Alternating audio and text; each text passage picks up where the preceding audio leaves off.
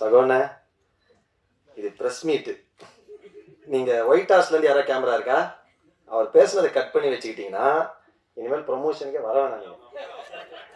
ஏன்னா ப்ரொமோஷனில் பேசுறது எல்லாத்தையும் எங்கள் அண்ணன் இங்கே பேசிட்டாரு, டைரக்டர் சார். ரொம்ப சந்தோஷம். ஃபஸ்ட் டைமாக நானும் சில பிட்டெல்லாம் எடுத்துகிட்டு வந்திருக்கேன். நிறைய பேச மாட்டேன், கவலைப்படாதீங்க. ஜாலியாக இல்லைனா கிளம்பிடலாம். ஃபஸ்ட்டு எனக்கு தெரிஞ்சு என்னை ஏமாற்றி இந்த படத்தை நடிக்க வச்சுருக்காங்க. ஏன்னா என்கிட்ட கதை சொல்ல வரும்போது சசி சார் வந்து எனக்கு ரொம்ப வருஷமாக தெரியும். அவர் ப்ரொடக்ஷன் பண்ணுறதுக்கு முன்னாடியே தெரியும். It's very sweet person. நிறைய பேர் சொல்லிட்டாங்க அவரை பற்றி. உண்மையாகவே ஏன்னா சினிமாவில் நிறைய நண்பர்கள் வருவாங்க போவாங்க, ஒரு மாதிரி ஒரு ஃப்ளோட்டிங்காக தான் இருக்கும். ஏன்னா சக்ஸஸ் மட்டும் தான் இங்கே வந்து முடிவு பண்ணும்.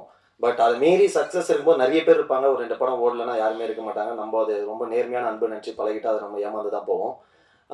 அது ரொம்ப யதார்த்தமான விஷயம் சினிமாவில். அப்படி இருக்க சினிமாவில் ரொம்ப சில நண்பர்கள் தான் நமக்கு நம்ம என்ன பொசிஷனில் இருந்தாலுமே எப்படி இருந்தாலுமே நம்ம கூட ட்ராவல் பண்ணுறது வெரி ஃபியூ பீப்புள். அதில் ஒருத்தராக நான் வந்து சசி சாரை பார்க்குறேன். எனக்கு thank you Sasi sir for being with me all the time.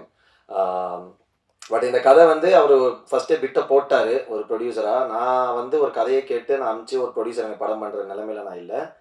தயாரிப்பாளர்களுக்கு ஒரு கதை ஓகே பண்ணி அவங்க என்ன ஓகேன்னு சொல்லி அனுப்பிச்சு. ஏன்னா இது சப்போஸ் படம் சரியாக ஓடல இல்லைன்னா கலை நீங்கள் தான் செலக்ட் பண்ணி நம்மளை மாட்டி விடலான்ற கேஸு.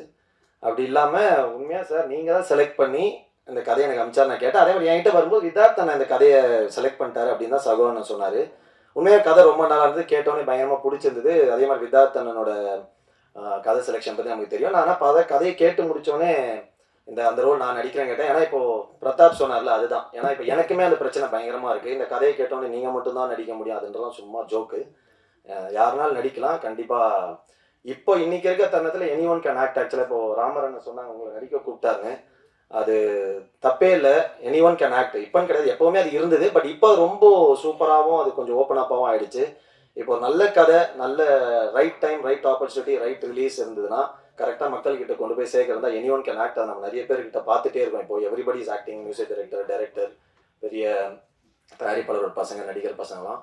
ஸோ அதனால் அது சூப்பரான விஷயம் தான். இப்போ நாங்களுமே நடிக்கலாம். அது ரொம்ப ஹெல்த்தியான விஷயம். ஆக்சுவலி இப்போ எங்களுக்கு இருக்க பிரச்சனை என்னென்னா, இப்போ நாங்கள் தவறு பண்ண முடியாது. தவறுகள் ரொம்ப குறைவான, எங்களுக்கு அந்த ஸ்பேஸ் இல்லை. நாங்கள் தப்பு பண்ணால் திரும்ப we can start from the scratch. அது வந்து பெரிய ப்ராப்ளம். ஸோ அதனால் கண்டிப்பாக ராமர் சார் உங்கள் நல்ல ஸ்கிரிப்ட் சொன்னாலும் கண்ண மூடி நடிங்க. Anybody can become heroine one night today. So அது நல்ல விஷயம் தான்.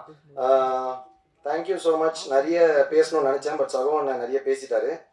ஸோ அதனால் ஓகே, தேங்க்ஸ் டு யாரையா மிஸ். ஏன்னா எல்லா படத்தையும் நான் நிறைய மிஸ் பண்ணுறேன். ஸோ அதனால் மிஸ் பண்ணாமல் பேசணும்னு நினச்சேன். என்னடா விட்டு தான் வச்சேன். பின்ன நீயே பேசி டார்ச்சர் பண்ணிட்டிய. ஓகே, இந்த காமெடியில் சொல்கிற மாதிரி போ விட்டலாம்.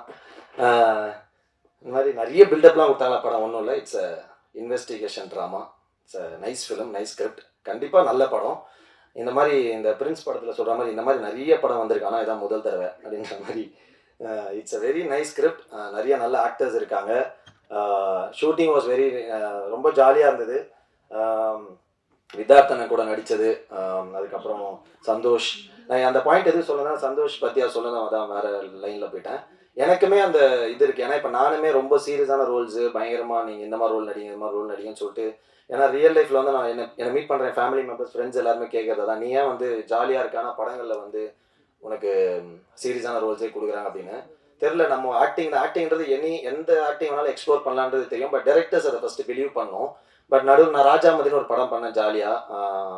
பட் நினச்ச அளவுக்கு அது பெருசாக போகல. ஸோ அதனால் மேபி அந்த டைரக்டர்ஸ்க்கு வந்து அந்த சைடில் இப்போ பர்ஃபார்மன்ஸு ரொம்ப த்ரில்லரு, கண்டென்ட் ஓரியன்ட் அப்படின்னோடனே ஒரு அவார்டு அப்படின்னோடனே டக்குன்னு அது நம்ம வந்து செத்துடுறோம் அப்படின்னோடனே நம்மளை வந்து அதை ஃபோக்கஸ் பண்ணி கேட்குறாங்க. பட் அதுமாரி லைட் ஹார்ட்டடான ஃபிலிம், ஜாலியான படங்கள் பண்ணணும்னு எனக்கும் ரொம்ப ஆசை இருக்குது.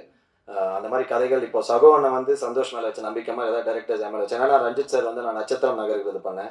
அது பயங்கர ஒரு மாதிரி ஒரு பொலிட்டிக்கலாக ராங்கான ஒரு கேரக்டர். பட் ஆனால் அது போக ட்ரான்ஸ்ஃபர்மேஷன். பட் ஆனால் இட்ஸ் வெரி நைஸ் ஃப்ரீக்கியான ஒரு கேரக்டர். அந்த மாதிரி தான். அப்புறம் டைட்டானிக்னு ஒரு படம் பண்ண ஜாலியான ஒரு ஜோனில். பட் அன்ஃபார்ச்சுனேட்லி அது ரிலீஸ் ஆகலை. மேபி அது ரிலீஸ் ஆந்தால் டேரக்டர்ஸ் மைண்டில் ஒரு பெர்ஸ்பெக்டிவ் மாறி இருக்கும். இந்த படத்தையுமே முடித்தோடனே நான் கேட்டேன் அந்த ரோல் நான் பண்ணுறேன். ஏன்னா எனக்கு வந்து தொடர்ந்து இந்த மாதிரி பண்ணுறதுல வந்து ஓகே, நம்மளை நம்பி பெர்ஃபார்மன்ஸ் கேட்குறாங்க. எனக்கு என்னென்னா இதை நினச்சி தான் நான் சினிமாவுக்கு வந்தேன். ஆக்சுவலாக நல்ல ஆக்டர்னு பேர் வாங்கணும் தான், நான் ஸ்டார் ஆகணும்லாம் ஆசைப்படல. ஒரு நல்ல ஆக்டர்னு பேர் வாங்கணும். நம்ம வந்து ஃபேமை விட, புகழை விட, பணத்தை விட ஒரு ரெஸ்பெக்டை வந்து நம்ம ஏர்ன் பண்ணணும் ஒர்க்கை வச்சு அப்படின்னு எனக்கு ரொம்ப ஆசை இருக்குது. But I always believe money and respect வந்து நம்ம கேட்டு வரக்கூடாது, நம்ம அது வந்து நம்ம பண்ணுற வேலையை பார்த்து வரணும்னு. அந்த மாதிரி தான் நினச்சேன். பட் இங்கே தமிழில் என்ன பிரச்சனைனா வந்து ஒரு படம் ஒரு ரோல் நடித்து ஹிட் ஆயிடுச்சுன்னா உடனே அதே மாதிரி எல்லா ரோலும் கூப்பிடுறது, இதனாலே இப்போ வந்து அது வந்து பண்ணி பண்ணி பண்ணி அதுக்கு ரொம்ப ஹர்ட்டிங்காக ஆகிடுச்சு. ஏன்னா நம்ம வந்து கம்ஃபர்ட்டு சேலரி எல்லாமே சாக்ரிஃபைஸ் பண்ணிட்டு போவோம். பட் அங்கே வந்து திரும்ப அதே மாதிரி கூப்பிட்டு கொஞ்சம் டிஸ்டர்பாக இருந்தாலும் கொஞ்சம் ஜாலியான கேரக்டர் பண்ணலாம் தான் அண்ணன் கேட்டேன். அதில் தேங்க்யூ சாகோ சசி சார். ஏன்னா நிறைய படங்கள் நடிப்போம், போவோம், வருவோம். அது ஒரு ரிலேஷன்ஷிப். எந்த படமே கண்டிப்பாக 100% சொல்லலாம், எந்த படமே பிரச்சனை இல்லாமல் நடக்காது, பிரச்சனை இல்லாமல் முடியாது. இந்த ரொம்ப ஃபேக்கான ஒரு இடம் வந்து ப்ரெஸ் மீட்டு, ஆடியோ லான்ச் இதெல்லாம் தான். கண்டிப்பாக எல்லா படத்துலையும் அதோட பிரச்சனைகள் இருக்கும், அது ரொம்ப இயல்பாக இருக்கும், எல்லாருக்குமே நடக்கும். அதே மாதிரி எல்லா படத்துலையும் இருந்த மாதிரி எங்களுக்கு இந்த படத்துலையுமே கொஞ்சம் முடிஞ்சிச்சு, சின்ன சின்ன டிலே எல்லாம் இருந்தது, அதெல்லாம் ஓகே. பட் கடைசி வரைக்கும் நம்ம வந்து நிறைய படங்கள் நமக்கு பணம் வராமல் போயிருக்கு, எல்லாம் போயிருக்கு. பட் அது மீறி நான் ரொம்ப முக்கியமாக சினிமா நினைக்கிறது வந்து ஃபஸ்ட்டு மக்கள் அந்த படத்தை கொண்டு போய் சேர்த்த உடனே அதை ஹிட்டாக்குது, அதை கொண்டு போகிற ப்ரெஸ் அண்ட் மீடியா பீப்புள் நீங்கள். அதை விட எல்லாத்த விட அந்த படத்தை பண்ணுறதுக்கு உதவியாக இருக்கிற முதல் ஆள் வந்து ப்ரொடியூசர். ஏன்னா தயாரிப்பாளருக்கு மட்டும்தான் ஒரு படம் ஆரம்பிக்கிற எண்டுலேருந்து முடிகிற வரைக்கும் எல்லாமே செலவு, மற்ற எல்லாருக்குமே வரவு தான்.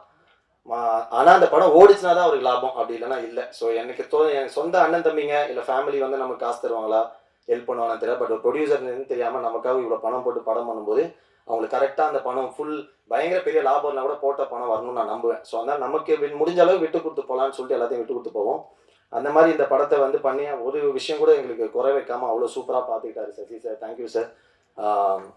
அதுக்கப்புறம் நைஸ் ஒர்க்கிங் வித் விதார்த்தனை, Santhosh Prathap, Adith, Athulya, music director thank you, ராதிகாக்கா தேங்க்யூ ஸோ மச். நான் முகமுடியிலேருந்து அந்த ஃபஸ்ட்டு நாட்டில் அந்த வீட்டில் பாட்டு கொரியோகிராஃப் பண்ணாங்க. Art director sir thank you. ராமரண்ணன் தேங்க்யூ ஸோ மச் சார், நடிச்சிருங்க சீக்கிரமாக. சகோவண்ணன் அவள் தான். நான் நிறைய பேசணும்னு நினச்சிட்டு இருந்தேன், பட் ஓகே. எண்ட் ஆஃப் டே ஒரு படம் நம்ம பண்ணியிருக்கோம், அதில் வந்து ஜெனுவனான எஃபர்ட் போட்டு எல்லாருமே நேர்மையாக பண்ணியிருக்கோம். கண்டிப்பாக எல்லாருக்கும் பிடிக்கும்னு நினைக்கிறேன். கண்டிப்பாக எல்லாரும் பாருங்கள், சப்போர்ட் பண்ணுங்கள்.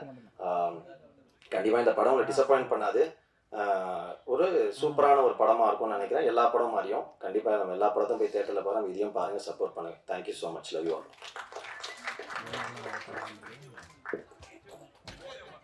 தேஜு நன்றி, சூப்பர் சூப்பராக இருந்துச்சு. சரத் தேங்க்யூ, அவ்வளோதான்.